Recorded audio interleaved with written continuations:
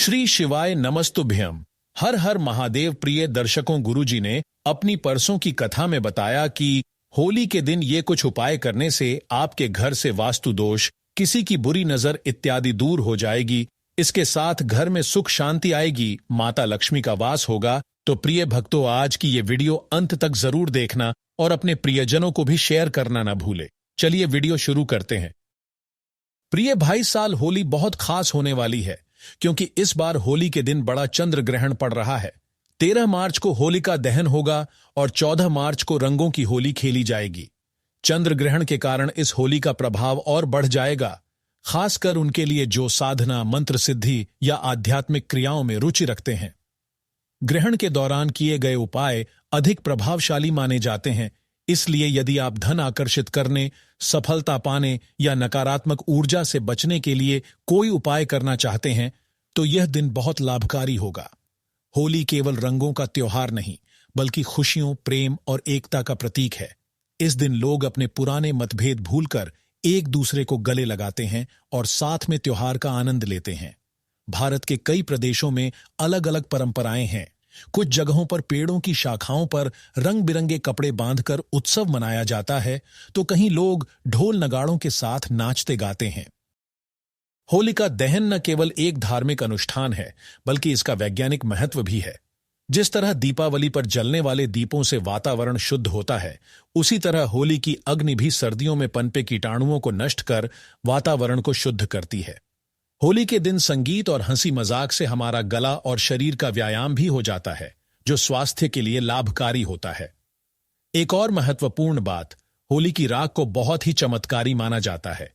इसे घर में रखने से नकारात्मक ऊर्जा दूर होती है और यह घर को सुरक्षित बनाती है।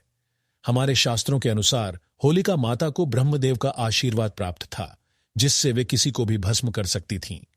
इसलिए यह राख बुरी शक्तियों को नष्ट करने में सहायक मानी जाती है। इस वीडियो में हम आपको बताएंगे कि होली की राख के कौन कौन से 10 चमत्कारी प्रयोग किए जा सकते हैं, जिनका लाभ हर कोई उठा सकता है। ये उपाय जानने के बाद आप भी इस राख को संभाल कर रखना शुरू कर देंगे। अगर आपको यह जानकारी पसंद आए तो वीडियो को लाइक करें और पूरा देखें, ताकि कोई महत्वपूर्ण बात छूट न जाए। कोई भी सवाल हो तो कमेंट बॉक्स में जरूर पूछें। और हां, इस होली को पूरे जोश और उल्लास के साथ मनाएं, क्योंकि यह त्योहार खुशियां और सकारात्मकता फैलाने के लिए होता है। दोस्तों, होली के समय किए गए कुछ खास उपाय जीवन की कई समस्याओं को दूर कर सकते हैं।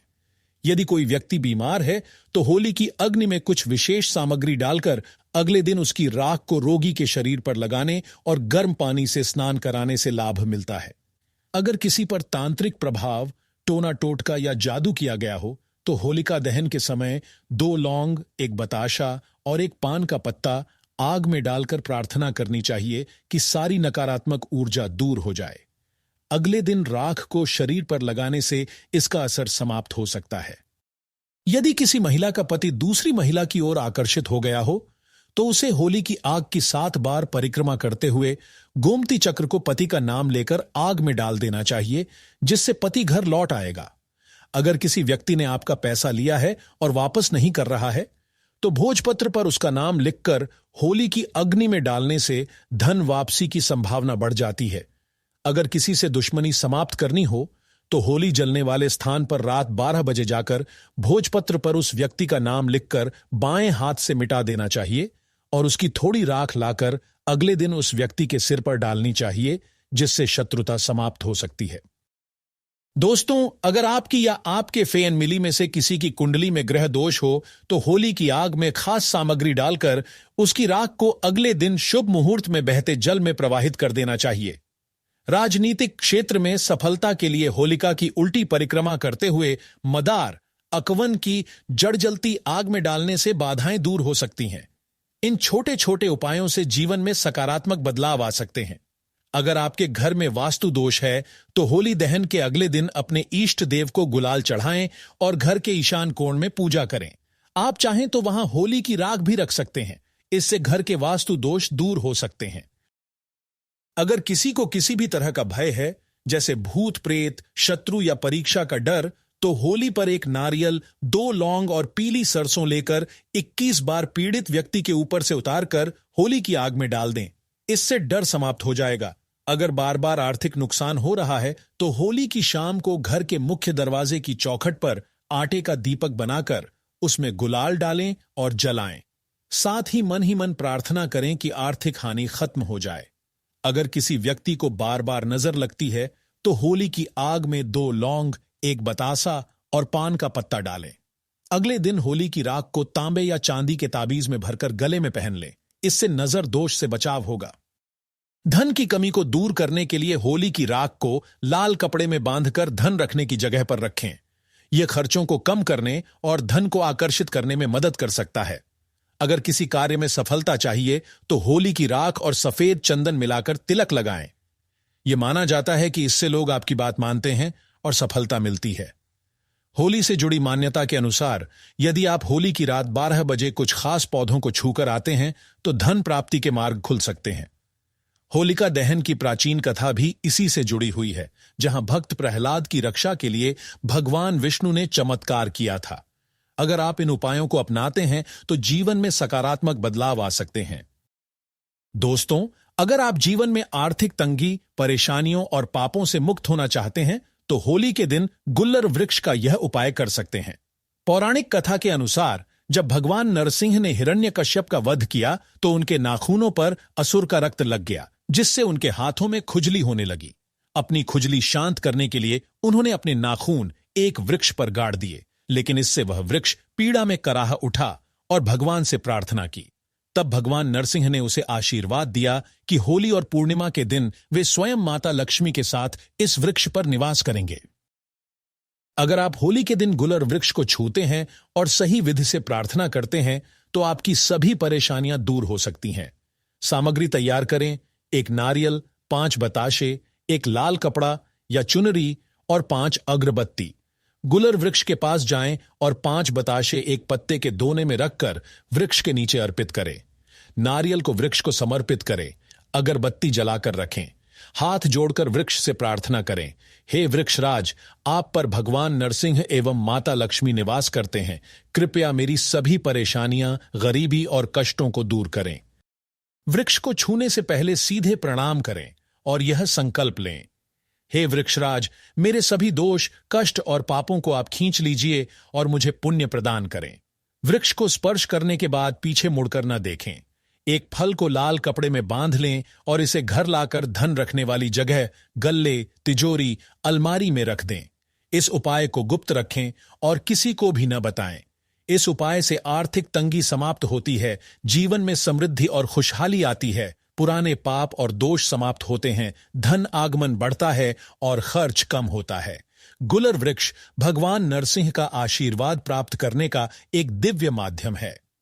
होली के दिन इस उपाय को करने से जीवन में सकारात्मक बदलाव आ सकते हैं। अगर आप इसे श्रद्धा और विश्वास से करते हैं तो निश्चित रूप से चमत्कारी लाभ मिलेगा। शास्त्रों के अनुसार होलिका दहन में पवित्र और संपूर्ण चीजें अर्पित करनी चाहिए।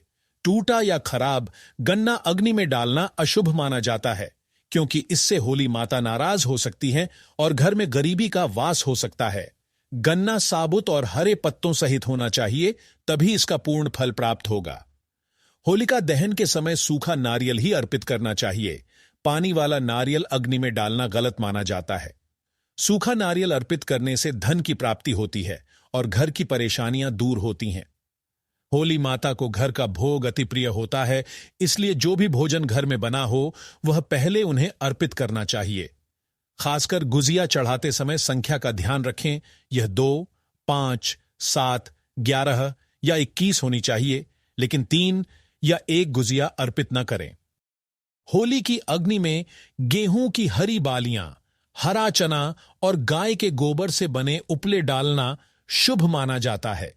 इन चीजों को अर्पित करने से घर में अन्न धन की कभी कमी नहीं होती, लेकिन ध्यान दें कि टूटी हुई या सूखी बालियां अर्पित न करें, क्योंकि इससे नकारात्मक प्रभाव पड़ सकता है।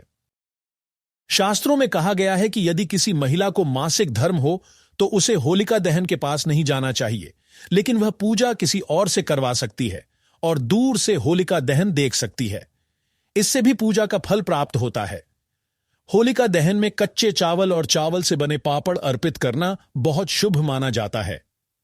ऐसा करने से घर में धन और समृद्धि आती है। भगवान विष्णु ने स्वयं कहा था कि जो व्यक्ति होलिका दहन में चावल अर्पित करेगा उसके घर में कभी धन की कमी नहीं होगी और मां लक्ष्मी की कृपा बनी रहेगी। होलिका दहन के बाद बिना अर्पित किए गुजिया नहीं खानी चाहिए। पहले होली माता को भोग लगाकर ही इसे ग्रहण करें। ऐसा करने से घर में खुशहाली और प्रेम बना रहता है। माता को भोग लगाने के बाद कन्याओं को गुजिया खिलानी चाहिए और दक्षिणा देनी चाहिए, जिससे मां दुर्गा और देवी लक्ष्मी का आशीर्वाद प्राप्त होता है। इस दिन गाय को भी भोग अर्पित करना बहुत शुभ माना जाता है। होलिका दहन के अगले दिन उसकी राख को घर लाना और पूरे परिवार के मस्तक पर लगाना चाहिए। इस राख को काले कपड़े में बांधकर घर में सुरक्षित रखना चाहिए या इसे दुकान के गल्ले या लॉकर में रखना चाहिए, जिससे धन में बढ़ोतरी होती है और नकारात्मक शक्तियां दूर रहती हैं। छोटे बच्चों को नजर दोष से बचाने के लिए उनके मस्तक पर यह राख लगानी चाहिए। शास्त्रों में कहा गया है कि होली के दिन किसी से सफेद चीजें नहीं लेनी चाहिए, क्योंकि इस दिन टोने टोटके का प्रभाव अधिक होता है। कई बार लोग सफेद चीजों के माध्यम से नकारात्मक शक्तियों का प्रभाव डालने की कोशिश करते हैं, जिससे जीवन में संकट आ सकता है। यह बात हाल ही में आई फिल्म शैतान में भी दिखाई गई है, जिसमें बताया गया है कि किसी अनजान व्यक्ति से चीजें लेकर खाने से वह आपको वश में कर सकता है और जीवन को बर्बाद कर सकता है। इसलिए होली का त्योहार अच्छाई की जीत और नकारात्मक ऊर्जा को समाप्त करने के लिए मनाया जाता है। इसे पूरी श्रद्धा और सही विधि से मनाने से जीवन में सुख, समृद्धि और खुशहाली आती है। वेद पुराणों के अनुसार होली एक पवित्र और खुशियों का पर्व है, जो प्रेम और उल्लास का प्रतीक मानी जाती है। इस दिन हमें अपने आचार व्यवहार में पवित्रता बनाए रखनी चाहिए और किसी भी प्रकार के नकारात्मक कार्यों से बचना चाहिए। होली के दिन मांस और मदिरा का सेवन करना, गालियां देना या गंदे कार्य करना शास्त्रों के अनुसार अशुभ माना जाता है।